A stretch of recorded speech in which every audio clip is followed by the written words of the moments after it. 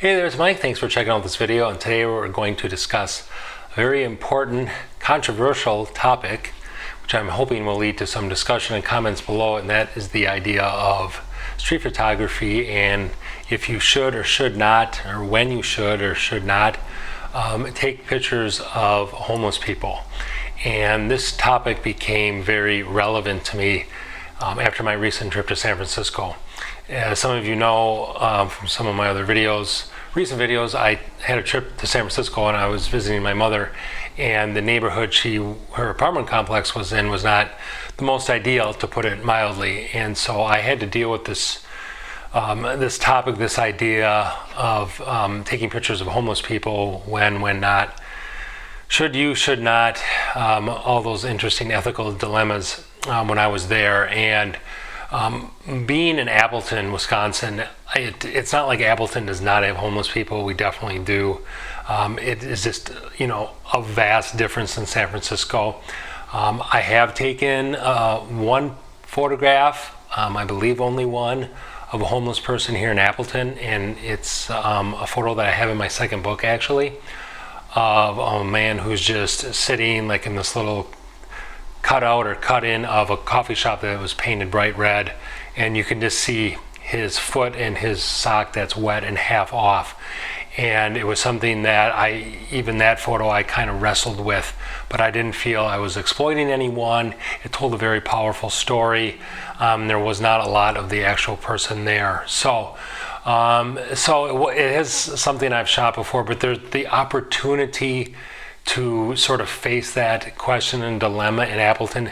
It almost never comes up, but in San Francisco it came up tons of times. And so we'll get to some of the pictures I did and did not take in San Francisco. But this idea of photographing homeless people as a street photographer, there is this dichotomy. There is, depending on your philosophy and your attitude, there are hardliners that say you should never, ever, no matter what, take a picture of a homeless person, no matter the circumstances, whatever it is. And you have people over here saying you should be, totally not comfortable, but you should be able to and should take pictures of homeless people in any situation. So, and I think the answer lies somewhere in between, of course. I think as street photographers, the photos we create are, always are on this sliding scale of art and documentary or kind of photojournalism type of images. And I know for me, a lot of the stuff that I like to photograph is more on the artsy side. If you know my channel and you know me, I do 2 or 3 art shows a year selling pretty much my street photography. So I'm always looking for sort of the beauty in the mundane, things like that, beauty in the everyday. But sometimes you just sort of take photographs and document the streets, and it's more about photojournalism. And so I think, this idea of homeless people, do you photograph that? Are you comfortable? If you're not comfortable, then obviously you shouldn't do it. What happens if it's a really great, powerful photo? Do you take it? Or do you just go into it with the idea that, I'm just not going to do that no matter what? And so it's all a question that we have to answer for ourselves when we go out there and photograph. And like I said, in Appleton, I'm rarely faced with that dilemma. In San Francisco, it was just everywhere. And so I was constantly sort of evaluating what I should and shouldn't do, and for the most part I didn't. But there's a lot of hardline theories out there that you shouldn't. And I think the dilemma for me is that I was trained in college as a photojournalist, and so I would be I was in San Francisco and I would see images that were just so strong in a storytelling aspect, but I couldn't picture myself, no pun intended, taking those photographs. And I passed on, a lot of good photographs. The one that I thought that still sticks out in my mind, the one that I wanted to take, but I didn't want to show this person's face, I kind of felt like I would have been exploiting them, was a picture of a man who was there with either his girlfriend or his wife. They had their briefcases. She was laying down on the sidewalk in front of this door, again, like in a little cutout where you'd walk into a front door, and he was sitting on his briefcase and he was putting on like a shirt and tie, like he was either getting ready to go to his job or go to an interview. And I started asking all these questions, like, why is he getting dressed up? He's homeless and he's putting a shirt and tie on.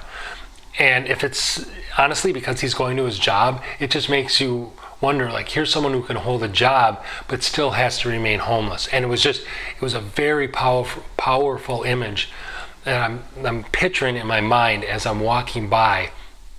But I just did not feel comfortable whatsoever taking that image. And it was primarily because his face was going to be clearly identifiable. And for me, that's one of the, I don't want to say one of the hard lines that I have, but if and when I do photograph homeless people, and I think there's some justification where it can be done, I do not like to show people's faces. So if you're one who's, if you're a hardliner and you're never going to do that, this is an easy question to answer. You're just not going to do it.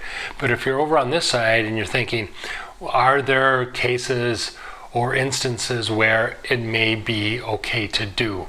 And I think there are. And it's funny because I came across a thread where one of the hardliners said, as a street photographer, you should never ever be doing this. And a couple people who actually used to be homeless chimed in and said, I disagree with you, that homeless people are basically invisible as it is. And so to take their photograph and to share it may actually, I think, be a good thing. And these were from people who were formerly homeless, from their perspective, saying, I don't see anything wrong with it. So that was really sort of shocking, because I think the idea that a lot of people will not take pictures of homeless people is because we get the idea that, rightly or wrongly, in some cases, we are exploiting them. We are sort of making a good photograph based on someone else's suffering. And war photography and natural disasters and all that other stuff, that kind of photography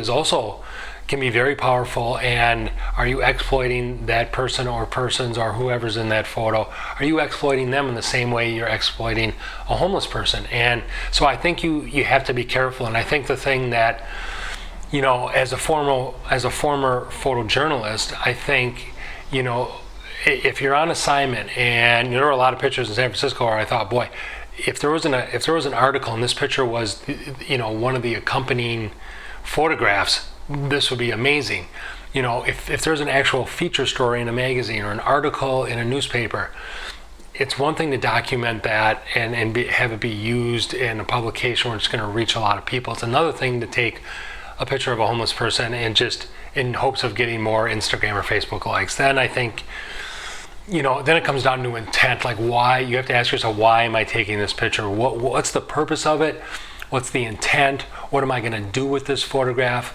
And things like that. And that, again, can determine whether or not you should or should not take a certain photograph. So for me personally, especially when I was in San Francisco, I was very careful in the vast majority of cases not to photograph homeless people. And like I said, the opportunities were there. If you know anything about San Francisco, it has a very high rate of homeless people, and there's a lot of homeless people that have drug problems and mental health issues, and that all plays into it as well. And so I saw lots of people. I remember seeing a man laying on the street next to a tree on the sidewalk, and around the base of the tree were a bunch of needles, drug needles. There were a lot of people in wheelchairs just passed out, and I was walking with my mom, and she knew a little bit more about some of the ins and outs of the homeless people there in San Francisco, obviously, and she said there's a lot of them who will just do drugs there in the wheelchair and then just pass out overnight. And so there were a lot of cases where I did not photograph homeless people in San Francisco, and when I did, I tried to do the best I could to not show their faces. I know I have a picture that of someone who's just like under a bunch of blankets in front of like some stained glass or a lot of religious imagery, and I thought that was a very powerful photo that I didn't mind taking. But there was, I think the first time I went out and shot in San Francisco was like the morning after I got there. One of the first images that I took was of a man lying near the edge of a street. And he had, the steam coming up from the manhole cover, which I thought was, interesting and telling, and had some storytelling elements to it that I thought were powerful. It wasn't just a man sleeping on the, close to the sidewalk or whatever. There was another photograph I know I took of, again, only part of a man sleeping like in a cutout by a front door, and just the word bait above it. And it just, it in that one, when I look at it, I think, is that one where I'm exploiting someone or not? Like, how do you interpret the word bait by this homeless person sleeping? Are they bait for somebody? Is somebody baiting them? Like, it's kind of a powerful photograph, but it asks more questions, I think, than it answers.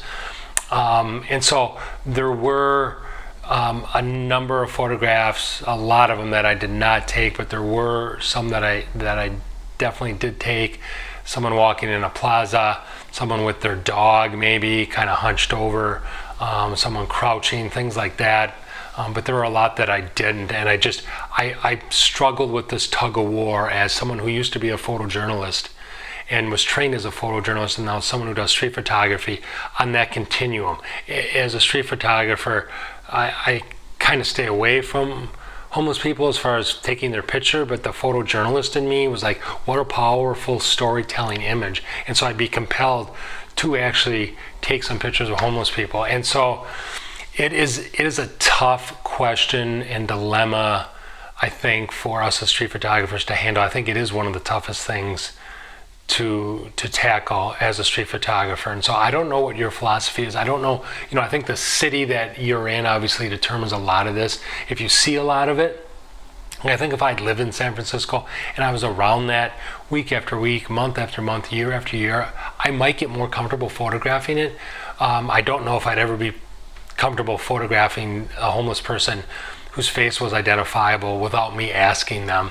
Like I said, a lot of the stuff that I do or did do in San Francisco was, no faces showing. And sometimes you don't know, like you see someone walking, are they homeless or not? Like there was an Asian woman pushing a cart, and, was she homeless or not? Maybe she was, maybe she wasn't, but it was kind of a neat photo and I was across the street, so I took it. So, let me know your philosophy. Like, leave me some comments below or some questions. Am I right? Am I wrong? Do you ever do it? What is your general? I'm very curious to know, if you're a street photographer, what your philosophy is, if you have one, or if it's just I play it by ear as I'm walking around. Sometimes I do, sometimes I don't. And what is there a line that you won't cross? Things like that. So.